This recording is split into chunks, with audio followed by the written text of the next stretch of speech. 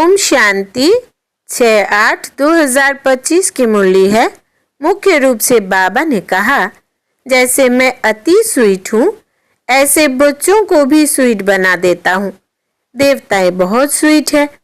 तुम बच्चे अभी स्वीट बनने का पुरुषार्थ कर रहे हो, जो बहुतों का कल्याण करते हैं, जिनमें कोई शैतानी ख्यालात नहीं है, वही स्वीट है। उन्हें ही ऊंच पद प्राप्त होता है, उनकी ही फिर पूजा होती है। आगे कहा, हर प्रकार से पुरुषार्थ करना है। फिक्र अर्थात चिंता नहीं, क्योंकि हमारा रिस्पॉन्सिबल स्वयं बाप है। हमारा कुछ भी व्यर्थ नहीं जा सकता। बाप समान बहुत बहुत स्वीट बनना है, अनेकों का कल्याण करना है।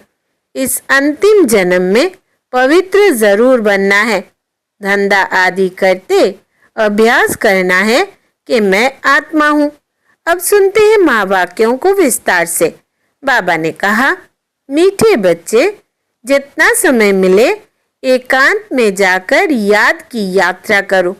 जब तुम मंजिल पर पहुंच जाएंगे तब यह यात्रा पूरी हो जाएगी। प्रश्न है, संगम पर बाप अपने बच्चों में कौन सा ऐसा गुण भर देते हैं जो आधा कल्प तक चलता रहता है? उत्तर, बाप कहते, जैसे मैं अति स्वीट हूँ ऐसे बच्चों को भी स्वीट बना देता हूँ। देवताएं बहुत स्वीट है। तुम बच्चे अभी स्वीट बनने का पुरुषार्थ कर रहे हो, जो बहुतों का कल्याण करते हैं, जिनमें कोई शैतानी ख्यालात नहीं है, वही स्वीट है। उन्हें ही ऊंच पद प्राप्त होता है, उनकी ही फिर पूजा होती है। ओम शांति। बाप बैठ समझाते हैं, इस शरीर का मालिक है आत्मा। यह पहले समझना चाहिए, क्योंकि अभी बच्चों को ज्ञान मिला है। पहले पहले तो समझना है हम आत्मा है। शरीर से आत्मा काम लेती है, पाठ बजाती है। ऐसे ऐसे ख्यालात और कोई मनुष्यों को आते नहीं, क्योंकि देह अभिमान में है। यहाँ इस ख्याल में बिठाया जाता है, मैं आत्मा हूँ, यह मेरा शरीर है। मैं आत्मा परम पिता परमात्मा की संतान हूँ। यह याद ही घड़ी घड़ी भूल जाती है। यह पहले पूरी याद रहनी चाहिए। यात्रा पर जब जाते हैं तो कहते हैं, चलते रहो। तुमको भी याद की यात्रा पर चलते रहना है, यानी याद करना है। याद नहीं करते, गोया यात्रा पर नहीं चलते। देह अभिमान आता है। देह अभिमान से कुछ न कुछ विकर्म बन जाता है। ऐसे भी नहीं, मनुष्य सदैव विकर्म करते हैं, फिर भी कमाई तो बंद हो जाती है ना। इसलिए जितना हो सके याद की यात्रा में ढीला नहीं पड़ना चाहिए। एकांत में बैठ अपने साथ विचार सागर मंथन कर पॉइंट्स निकालनी होती है। कितना समय बाबा की याद में रहते हैं, मीठी चीज की याद पड़ती है ना। बच्चों को समझाया है, इस समय सभी मनुष्य मात्र एक दो को नुकसान ही पहुंचाते हैं। सिर्फ टीचर की महिमा बाबा करते हैं। उनमें कोई कोई टीचर खराब होते हैं, नहीं तो टीचर माना टीच करने वाला, मैनर्स सिखलाने वाला। जो रिलीजियस माइंडेड अच्छे स्वभाव के होते हैं, उनकी चलन भी अच्छी होती है। बाप अगर शराब आदि पीते हैं तो बच्चों को भी वो संग लग जाता है। इसको कहेंगे खराब संग, क्योंकि रावण राज्य है ना।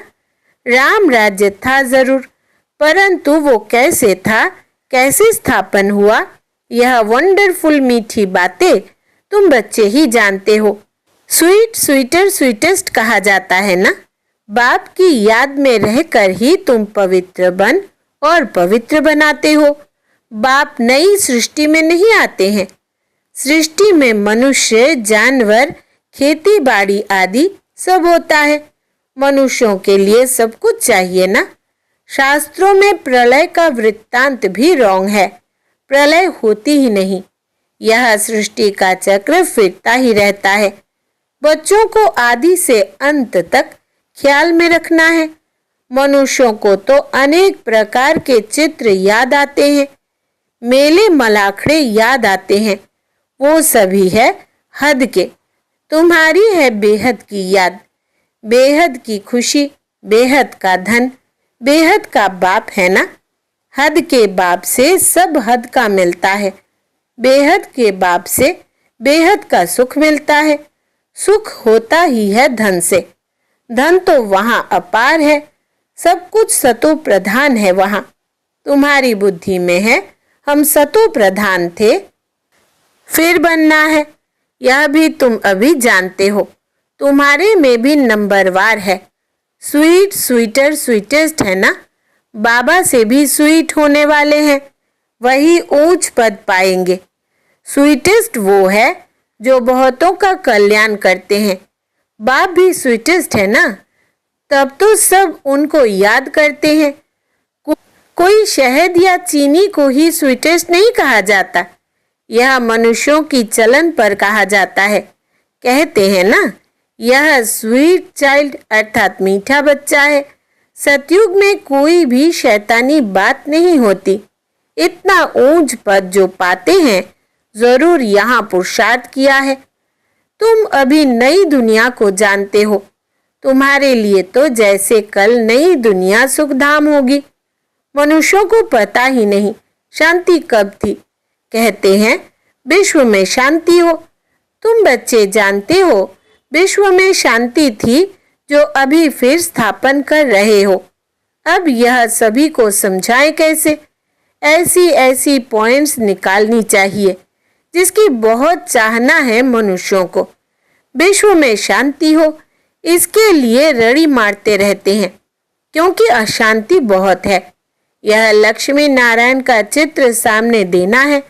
इनका जब राज्य था तो विश्व में शांति थी। इनको ही हेवन डीटी वर्ल्ड कहते हैं। वहां विश्व में शांति थी। आज से 5000 वर्ष पहले की बातें और कोई नहीं जानते। यह है मुख्य बात। सब आत्माएं मिलकर कहती है विश्व में शांति कैसे हो। सभी आत्माएं पुकारती है, तुम यहाँ विश्व में शांति स्थापन करने का पुरुषार्थ कर रहे हो। जो विश्व में शांति चाहते हैं उन्हें तुम सुनाओ कि भारत में ही शांति थी। अब जब भारत स्वर्ग था तो शांति थी, अब नरक है। नरक में अशांति है, क्योंकि धर्म अनेक है, माया का राज्य है, भक्ति का भी पंप है। दिन प्रतिदिन वृद्धि होती जाती है। मनुष्य भी मेले मलाखड़े आदि पर जाते हैं, समझते हैं जरूर कुछ सच होगा। अभी तुम समझते हो इनसे कोई पावन नहीं बन सकते हैं।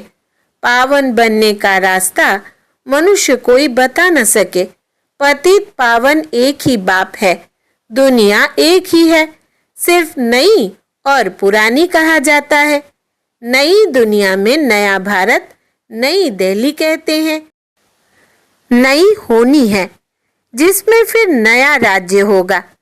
यहाँ पुरानी दुनिया में पुराना राज्य है। पुरानी और नई दुनिया किसको कहा जाता है, यह भी तुम जानते हो। भक्ति का कितना बड़ा प्रस्ताव है, जिसको कहा जाता है अज्ञान। ज्ञान सागर एक बाप है। बाप तुमको ऐसे नहीं कहते कि राम राम कहो व कुछ करो, नहीं। बच्चों को समझाया जाता है वर्ल्ड की हिस्ट्री ज्योग्राफी कैसे रिपीट होती है। यह एजुकेशन तुम पढ़ रहे हो, इसका नाम ही है रूहानी एजुकेशन, स्पिरिचुअल नॉलेज। इनका अर्थ भी कोई नहीं जानते।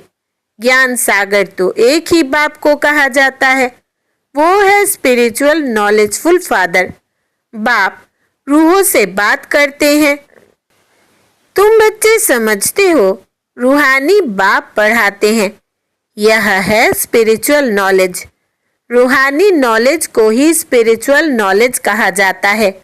तुम बच्चे जानते हो परम पिता परमात्मा बिंदी है, वो हमको पढ़ाते हैं।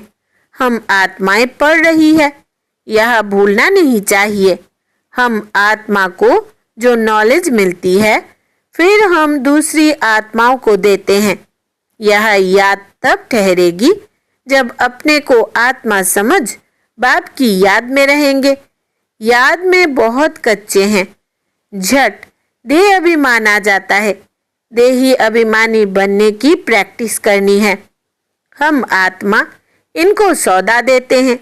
हम आत्मा व्यापार करते हैं। अपने को आत्मा समझ बाप को याद करने में ही फायदा है। आत्मा को ज्ञान है, हम यात्रा पर है, कर्म तो करना ही है। बच्चों आदि को भी संभालना है, धंधाधूरी भी करना है। धंधे आदि में याद रहे हम आत्मा है, यह बड़ा मुश्किल है। बाप कहते हैं कोई भी उल्टा काम कभी नहीं करना। सबसे बड़ा पाप है विकार का, वही बड़ा तंग करने वाला है। अभी तुम बच्चे पावन बनने की प्रतिज्ञा करते हो, उसका ही यादगार यह राखी बंधन है। आगे तो पाई पैसे की राखी मिलती थी, ब्राह्मण लोग जाकर राखी बांधते थे। आजकल तो राखी भी कितनी फैशनेबल बनाते हैं। वास्तव में है अभी की बात। तुम बाप से प्रतिज्ञा करते हो हम कभी विकार में नहीं जाएंगे, आपसे विश्व के मालिक बनने का वर्षा लेंगे। बाप कहेंगे 63 जन्म तो विषय वैतरणी नदी में गोते खाए, अब तुमको खीर सागर में ले चलते हैं। सागर कोई है नहीं, भेंट में कहा जाता है।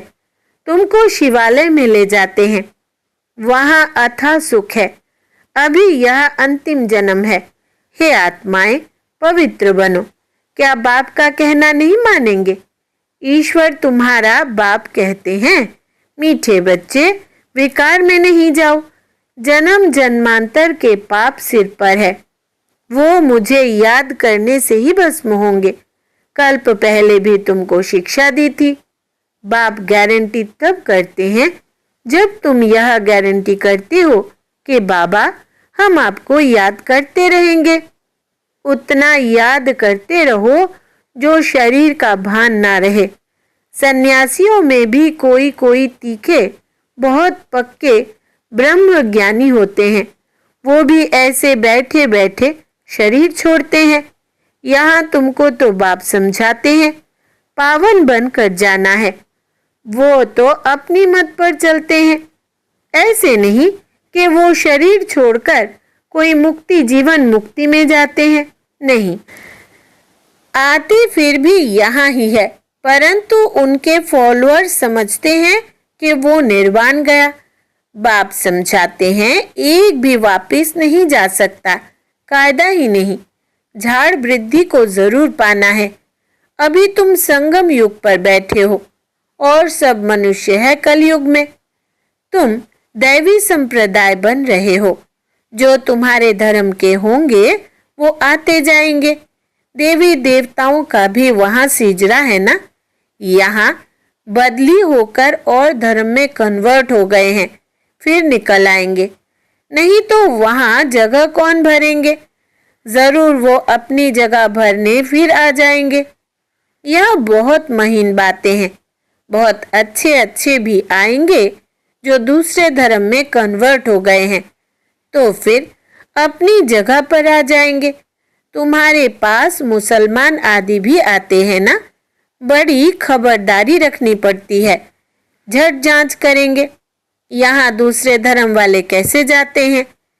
इमरजेंसी में तो बहुतों को पकड़ते हैं, फिर पैसे मिलने से छोड़ भी देते हैं। जो कल्प पहले हुआ है तुम अभी देख रहे हो, कल्प आगे भी ऐसा हुआ था। तुम अभी मनुष्य से देवता उत्तम पुरुष बनते हो। यह है सर्वोत्तम ब्राह्मणों का कुल। इस समय बाप और बच्चे रूहानी सेवा पर है। कोई गरीब को धनवान बनाना यह रूहानी सेवा है। बाप कल्याण करते हैं तो बच्चों को भी मदद करनी चाहिए। जो बहुतों को रास्ता बताते हैं वो बहुत ऊंच चढ़ सकते हैं। तुम बच्चों को पुरुषार्थ करना है, लेकिन चिंता नहीं, क्योंकि तुम्हारी रिस्पॉन्सिबिलिटी बाप के ऊपर है। पुरुषार्थ जोर से कराया जाता है, फिर जो फल निकलता है समझा जाता है कल्प पहले मिसल। बाप बच्चों को कहते हैं, बच्चे फिक्र मत करो, सेवा में मेहनत करो। नहीं बनते तो क्या करेंगे? इस कुल का नहीं होगा तो तुम भल कितना भी माथा मारो, कोई कम तुम्हारा माथा खपाएंगे, कोई जास्ती। बाबा ने कहा है, जब दुख बहुत आता जाएगा तो फिर आएंगे। तुम्हारा व्यर्थ कुछ नहीं जाएगा, तुम्हारा काम है राइट बताना। शिव बाबा कहते हैं, मुझे याद करो तो तुम्हारे विकर्म विनाश होंगे। ऐसे बहुत कहते हैं, भगवान जरूर है। महाभारत लड़ाई के समय भगवान था, सिर्फ कौन सा भगवान था उसमें मूंझ गए हैं। श्री कृष्ण तो हो ना सके। श्री कृष्ण उसी फीचर से फिर सतयुग में ही होगा। हर जन्म में फीचर्स बदलते जाते हैं। सृष्टि अब बदल रही है। पुराने को नया अब भगवान कैसे बनाते हैं वो भी कोई नहीं जानते। तुम्हारा आखिर नाम निकलेगा। स्थापना हो रही है, फिर यह राज्य करेंगे, विनाश भी होगा। एक तरफ नई दुनिया, एक तरफ पुरानी दुनिया। यह चित्र बड़ा अच्छा है। कहते भी है, ब्रह्मा द्वारा स्थापना, शंकर द्वारा विनाश, परंतु समझते कुछ नहीं। मुख्य चित्र है त्रिमूर्ति का। ऊंचते ऊंच है शिव बाबा। तुम जानते हो, शिव बाबा ब्रह्मा द्वारा हमको याद की यात्रा सिखला रहे हैं। बाबा को याद करो। योग अक्षर डिफिकल्ट लगता है, याद अक्षर बहुत सहज है। बाबा अक्षर बहुत लवली है। तुमको खुद ही लज्जा आएगी। हम आत्माएं बाप को याद नहीं कर सकती है, जिनसे विश्व की बादशाही मिलती है। आप ही लज्जा आएगी। बाप भी कहेंगे, तुम तो बेसमझ हो, बाप को याद नहीं कर सकते हो तो वर्षा कैसे पाएंगे, विक्रम विनाश कैसे होंगे? तुम आत्मा हो, मैं तुम्हारा परम पिता परमात्मा अविनाशी हूं ना। तुम चाहते हो हम पावन बन सुख धाम में जाए तो श्रीमत पर चलो। मुझ बाप को याद करो तो विक्रम विनाश होंगे, याद नहीं करेंगे तो विक्रम विनाश कैसे होंगे? अच्छा, मीठे मीठे सिकिलदे बच्चों प्रति माता पिता बाप दादा का याद प्यार और गुड मॉर्निंग। रूहानी बाप की रूहानी बच्चों को नमस्ते। हम रूहानी बच्चों की रूहानी माता पिता बाप दादा को याद प्यार, गुड मॉर्निंग और नमस्ते बाबा नमस्ते। धारणा के लिए मुख्य सार, पहला, हर प्रकार से पुरुषार्थ करना है। फिक्र अर्थात चिंता नहीं, क्योंकि हमारा रिस्पॉन्सिबल स्वयं बाप है। हमारा कुछ भी व्यर्थ नहीं जा सकता। दूसरा, बाप समान बहुत बहुत स्वीट बनना है, अनेकों का कल्याण करना है। इस अंतिम जन्म में पवित्र जरूर बनना है। धंधा आदि करते अभ्यास करना है कि मैं आत्मा हूँ। वरदान है, प्रवृत्ति के विस्तार में रहते फरिश्तेपन का साक्षात्कार कराने वाले साक्षात्कार मूर्त भव। विस्तार है, प्रवृत्ति का विस्तार होते हुए भी विस्तार को समेटने और उपराम रहने का अभ्यास करो। अभी अभी स्थूल कार्य कर रहे हैं, अभी अभी अशरीरी हो गए। यह अभ्यास फरिश्तेपन का साक्षात्कार कराएगा। ऊंची स्थिति में रहने से छोटी छोटी बातें व्यक्त भाव की अनुभव होंगी। ऊंचा जाने से नीचापन आप ही छूट जाएगा। मेहनत से बच जाएंगे, समय भी बचेगा, सेवा भी फर्स्ट होगी। बुद्धि इतनी विशाल हो जाएगी तो एक समय पर कई कार्य कर सकती है। स्लोगन है, खुशी को कायम रखने के लिए आत्मा रूपी दीपक में ज्ञान का घृत रोज डालते रहो। खुशी को कायम रखने के लिए आत्मा रूपी दीपक में ज्ञान का घृत रोज डालते रहो। अव्यक्त इशारे, सहज योगी बनना है तो परमात्मा प्यार के अनुभवी बनो। बच्चों से बाप का प्यार है, इसलिए सदा कहते हैं, बच्चे जो हो जैसे हो मेरे हो। ऐसे आप भी सदा प्यार में लवलीन रहो। दिल से कहो, बाबा जो हो वो सब आप ही हो। कभी असत्य के राज्य के प्रभाव में नहीं आओ। श्रेष्ठ भाग्य की लकीर खींचने का कलम बाप ने आप बच्चों के हाथ में दी है। आप जितना चाहे उतना भाग्य बना सकते हो। अच्छा, ओम शांति।